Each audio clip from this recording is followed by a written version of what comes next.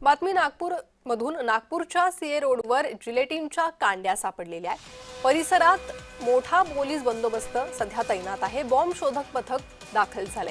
दोसर भवन परिसरात जिलेटिनच्या कांड्या आढळलेल्या आहेत। या संदर्भातला तपास आता पोलीस करतात। बॉम्ब शोधक पथकही या ठिकाणी पोहोचलेलं आहे।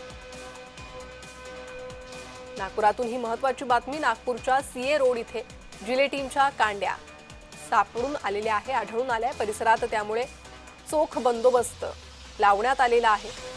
बॉम्ब शोधक पथकही पोहोचलेलं आहे आणि त्या अनुषंगाने आता तपास सुरू आहे। ह्या कांड्या इथे आल्या कुठून याची तपासणी केली जाते।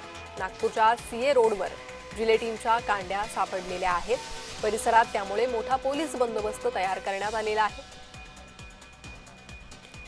अधिक माहिती या संदर्भात घेऊयात। आमचे प्रतिनिधी तेजस मोहतुरे सध्या आपल्या सोबत जोडले गेले आहे। तेजस, काय माहिती मिळते? पोलिसांनी काही सांगितलंय का?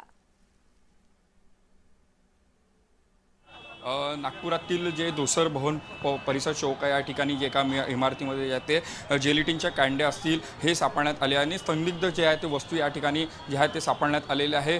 एकूणच जर बघितलं असेल तर या ठिकाणी जे आहे ते पोलिसांच्या चोख बंदोबस्त ठेवण्यात आला आहे। बॉम्ब शोध पथक सुद्धा या ठिकाणी जे आहे ते तैनात करण्यात आले आहे। डॉग स्पॉट या ठिकाणी आलेले आपण बघू शकता की या संपूर्ण परिसरात जे आहे ते संपूर्ण पोलिसांनी जे आहे ते या ठिकाणी तैनात आलेले आणि एकूणच जे आहे ते आता कोणालाही जाण्यास या ठिकाणी जे आहे ते प्रतिबंध लावण्यात आलेला आहे। एकूणच जर बघितलं असेल तर ही संपूर्ण जी आहे ती इमारत आहे। या इमारतीमध्ये जे आहे ते महिनाभरापासून जे आहे ते जिलेटिनच्या कांड्या असतील या ठेवण्यात आलेल्या होत्या आणि काय संदिग्ध वस्तू आहेत ते या ठिकाणी ठेवण्यात आलेल्या आहेत अशा प्रकारची माहिती आहे।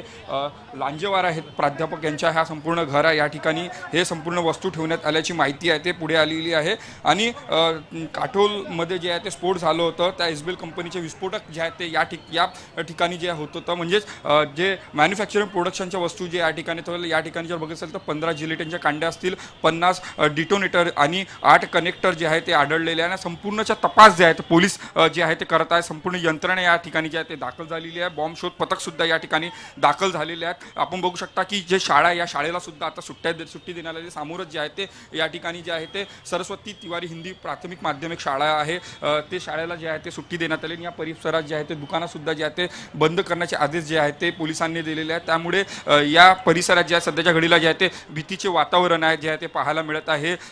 मोठा वर्गस्त जे आहे हा संपूर्ण ठिकाण आहे। या ठिकाणी जर बघितलं असेल तर दुकान असेल, 50 मीटरवर जे आहे ते पोद्दारेश्वर राम मंदिर ऐतिहासिक मंदिर आहे तो या ठिकाणी आहे। यासोबत या इमारतीच्या समोर जे आहे ते जामा मस्जिद सुद्धा आहे। त्यामुळे हा जे आहे अतिसंवेदनशील भाग म्हणून समजला जातो आणि त्यासाठी जे आहे ते पोलिसांनी यंत्रणा सुद्धा या ठिकाणी चोख केलेली आहे। आपण बघू शकता की माध्यमांना सुद्धा जे आहे त्या इमारती जवळ जाण्यासाठी जे आहे ते बंदी लावण्यात आली। त्यामुळे जे आहे ते एकूणच जे आहे ते भीतीच्या वातावरण परिसरात आहे। बॉम्ब शोध पथक जे आहे ते इमारतीमध्ये दाखल झालेले आहे। संपूर्ण शोध कार्य मोहीम जे आहे ते सुरू आहे। मात्र पोलिसांनी दिले आहे तर कुठल्याही भीतीचे कारण नाही। मात्र जी महिनाभरापासून जे पिशवी होती त्या पिशवीमध्ये संपूर्ण हे वस्तू आढळलेल्या आहेत। ती माहिती जी आहे ते घरमालकांनी जे आहे ते पोलिसांनी दिली। त्यानंतर पोलीस पथक आलं आणि बॉम्ब शोध पथक असेल, इतर जे साहित्य आलं आणि त्यानंतर जे आहे ते तपासणी संपूर्ण इमारतीची केलेली आहे। मात्र आता बघू शकता की या ठिकाणी जे आहे ते मोबाईल फॉरेन्सिक व्हॅनसुद्धा या ठिकाणी तैनात झाले आहे। त्यामुळे सगळे पोलीस यंत्रणा या ठिकाणी आहे। चोख बंदोबस्त या ठिकाणी आले आहेत।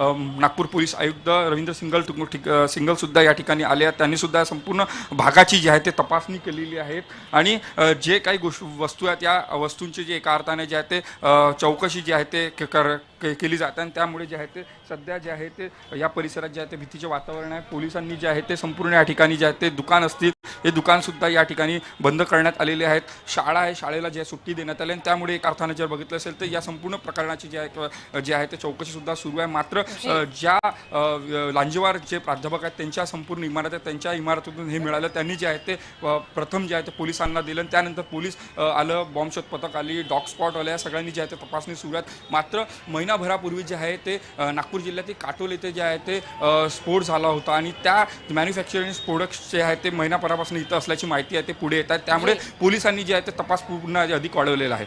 जी तेजस, धन्यवाद या सविस्तर माहितीसाठी।